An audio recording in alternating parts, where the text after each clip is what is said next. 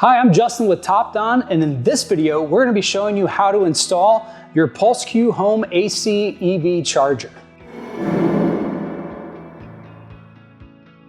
Now, step one of this process is going to be to make sure that you have a NEMA 1450 plug installed wherever this is going to be mounted.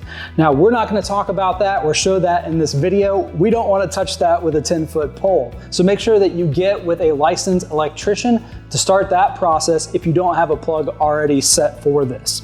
A couple other things you're going to grab are a drill and the appropriate size drill bit, along with a Phillips head screwdriver and the user manual, installation manual. So let's get the installation going. Okay, now we're going to go ahead and get the PulseQ here installed on the wall. Now in this particular application, we already have a 240 volt NEMA 1450 outlet installed. So we're going to be utilizing that in the installation. It is worth noting that you can hardwire this unit by removing the plug and connecting it internally. Now that process is outlined in your user's manual. We're not going to cover that today. You also want to consult a licensed electrician when you're doing that process. The one thing to keep in mind that when you are figuring out where you're going to mount your unit is that you are tied to the length of this, this cord, so that's going to have to reach your outlet, so keep that in mind. So what we're going to do now is grab our templates that come, and we have a template for the device and then one for the receptacle. These are great because they're sticky back, so we can just put them right on the wall, get our holes laid out, drilled, and ready. So I've already actually placed this. I know exactly where I want it to be. So we're gonna get this up on the wall. We're gonna drill our holes for our wall anchors and then get things installed.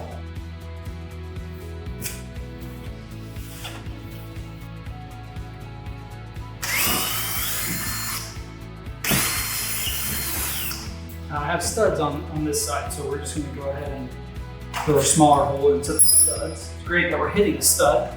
It just gives us that much more strength and stability.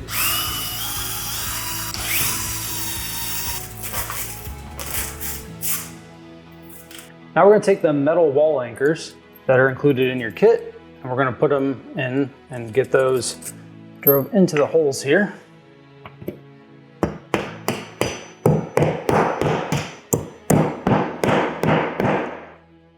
And again, because I've hit studs, we're gonna just put regular screws straight into the studs. Okay, now we're gonna remove the mounting plate from the unit. And to do that, it looks like you need to take these out, but you don't do that.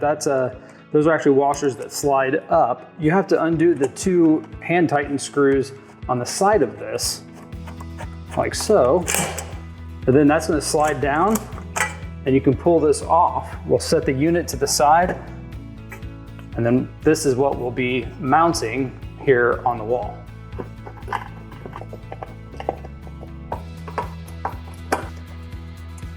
To mount the unit onto the mounting bracket, we're just gonna reverse what we did earlier. We're gonna put these in till they slide down. And when it's properly dropped in, these holes will line right up. You'll put your screws back in and it will be secured to the wall. Now we can move over to installing our receptacle.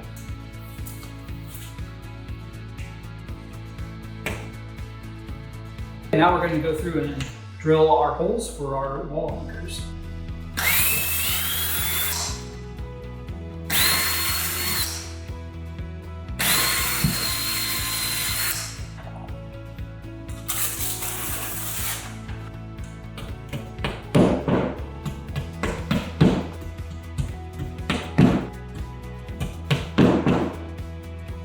Okay, so now that we have those drove in, we'll be able to line up our holes here and then insert the receptacle in as well when you're attaching that to the wall.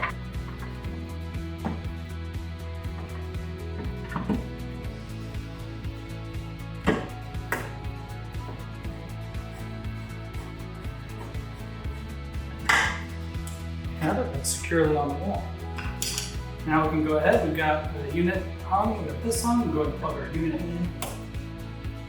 Now one of the things I love about our receptacle is that you can store your cord to keep it off the ground so people don't trip over it. Also just keep the cord clean so you're not getting your hands dirty when you go to pick it up.